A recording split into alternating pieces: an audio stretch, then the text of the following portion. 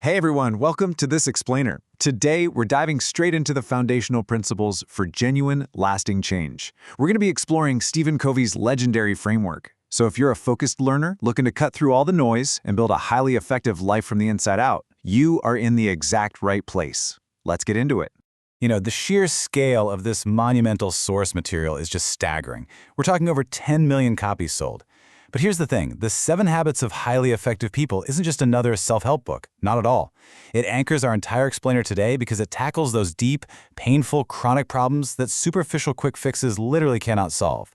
It's all about building a rock-solid foundation of character. So here's our roadmap for today.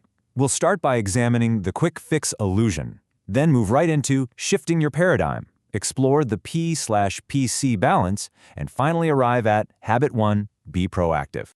All right, let's jump right into Section 1, the quick fix illusion, and look at exactly why Band-Aids simply don't cure chronic problems. Let me ask you something. Do you ever feel completely pressured and hassled all day, every single day, even after trying half a dozen different time management systems?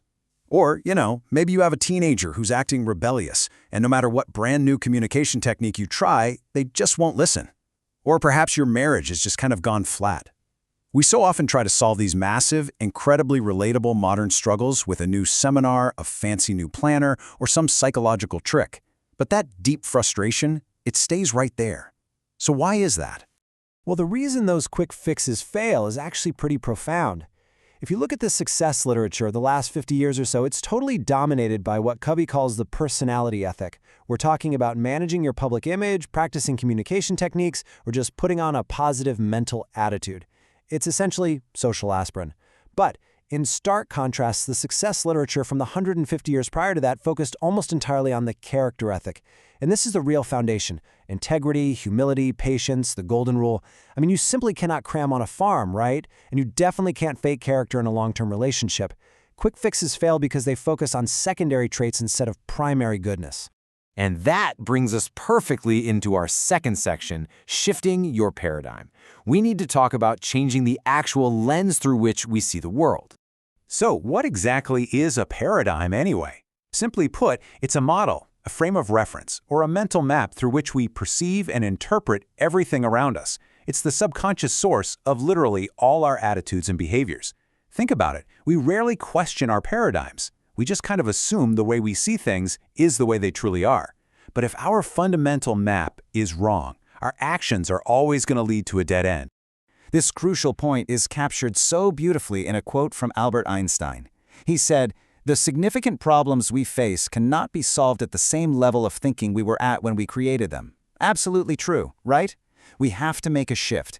We've got to move to a deeper level of inside-out thinking, starting with our own internal character and motives, rather than constantly trying to manipulate the outside world. Imagine this. You're trying to navigate central Chicago. But because of some bizarre printing error, you were handed a map of Detroit. Just think about that for a second.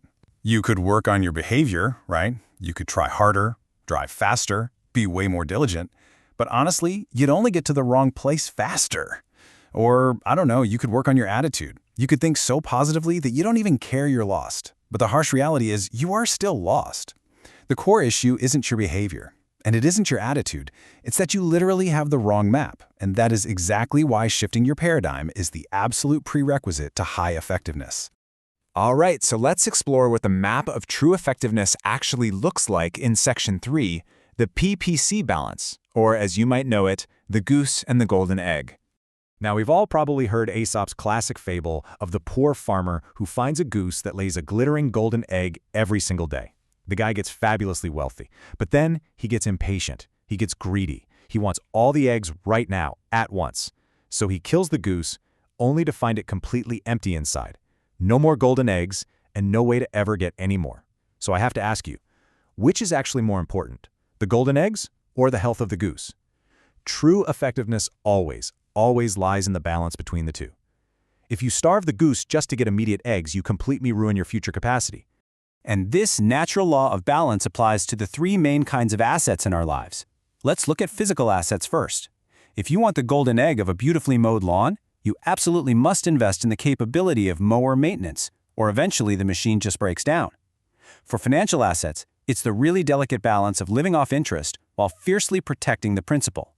But human assets, those are the most vital. If you want the golden egg of a clean room from your daughter, you can't just yell, threaten, and dictate to get it done. Doing that ruins the relationship, and the relationship is the goose.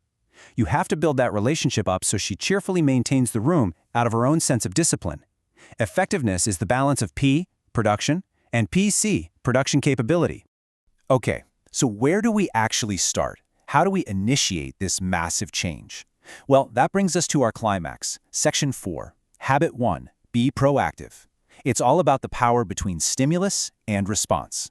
This charts our entire arc of personal growth through what's called the maturity continuum. It basically shows that we all start out completely dependent. You take care of me. The goal is to move to independence, I can do it, and ultimately to the highest level, interdependence. We can do it together. But here is the catch. You absolutely cannot achieve true independence without mastering yourself first.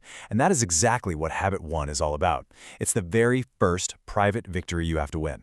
To truly grasp what it means to be proactive, we need to look at the profound story of Viktor Frankl. He was a psychiatrist who was imprisoned in Nazi death camps. He suffered unimaginable indignities and lost almost his entire family to the gas chambers. Yet, naked and alone in a small room, he discovered what he called the last of the human freedoms. You see, the guards could control his entire physical environment. They could control his body, but they couldn't control his internal response. He realized this totally life-changing principle.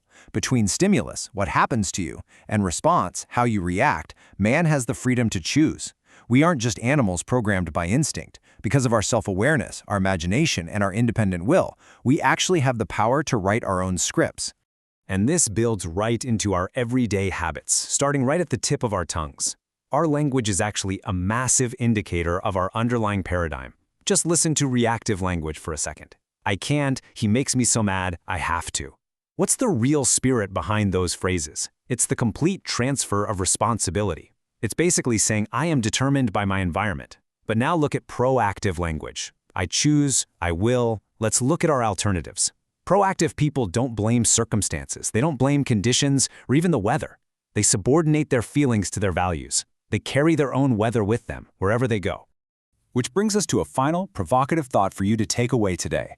I really want you to look at a current, frustrating situation in your life right now. Maybe it's a difficult boss, a deeply strained relationship, or some tough financial hurdle.